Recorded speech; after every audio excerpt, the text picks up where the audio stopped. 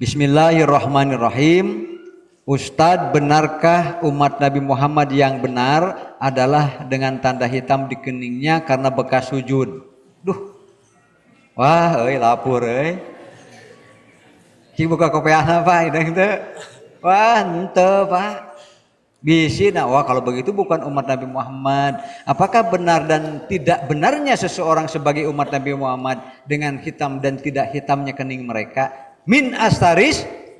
Oh, jadi iya. Ya, berdasarkan firman Allah, simahum fi wujuhihim min astaris. Kita singkat saja.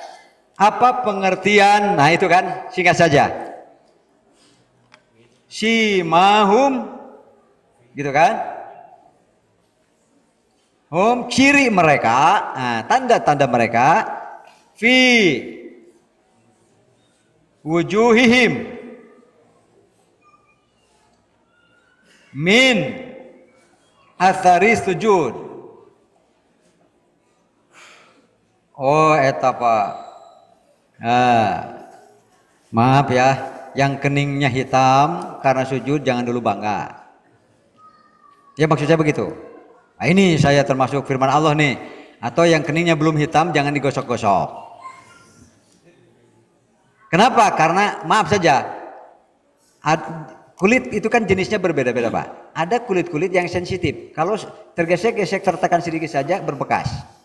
Tapi ada juga kulit yang memang daya tahannya luar biasa. Artinya tidak mudah berbekas. Janganlah disimpulkan keningnya tidak hitam berarti sujudnya kedul, malas. Tapi walaupun bisa jadi. Bisa jadi kan? Betul tidak Pak?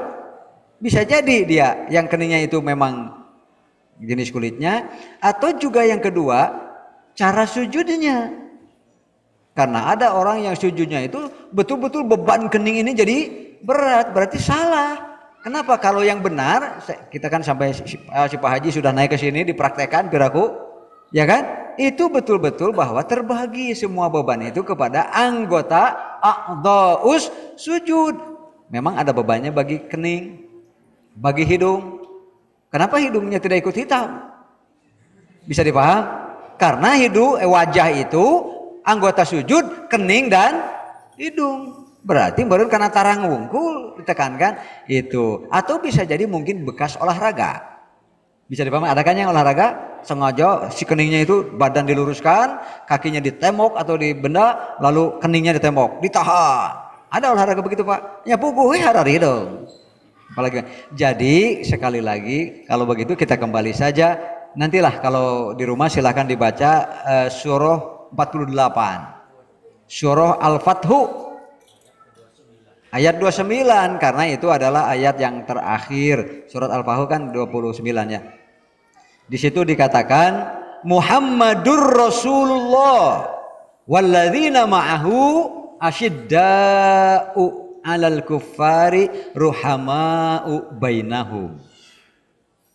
Umat Muhammad itu mereka keras mempertahankan akidah mereka terhadap orang-orang kafir yang akan memalingkan akidahnya, tapi ruhama'u bainahum, saling cinta, saling sayang, saling mahabbah di antara kaum mukminin. Baru itu umat Nabi Muhammad. Coba kita bandingkan dengan keadaan sekarang. Apakah masih ruhama'u bainahum atau saling menohok kawan seiring, saling menggunting dalam lipatan demi tujuan, sikut kanan, sikut kiri, gigit depan, tendang, wah itu Pak.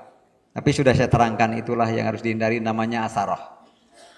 Asaroh adalah penyakit yang bisa masuk ke dalam tubuh kaum mukminin sehingga ia hanya penting keduniaan, lupa akhirat.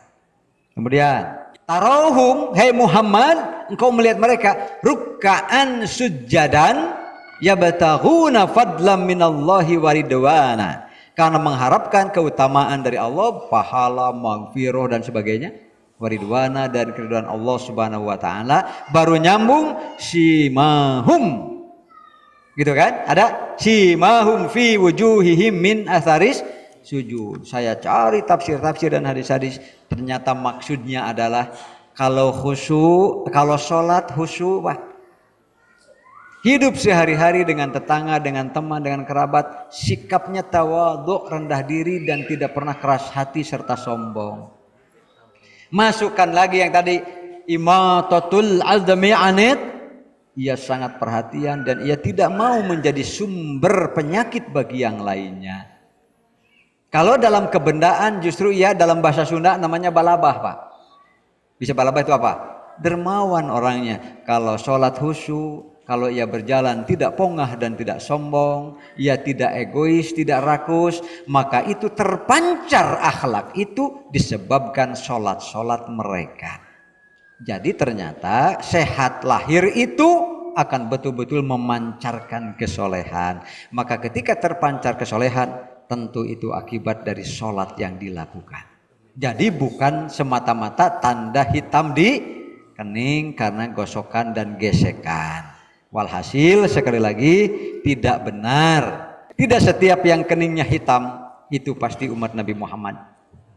Tapi tidak setiap yang keningnya tidak ada hitamnya lalu dicap sebagai bukan umat Nabi Muhammad. Umat Nabi Muhammad adalah rukkaan sujada.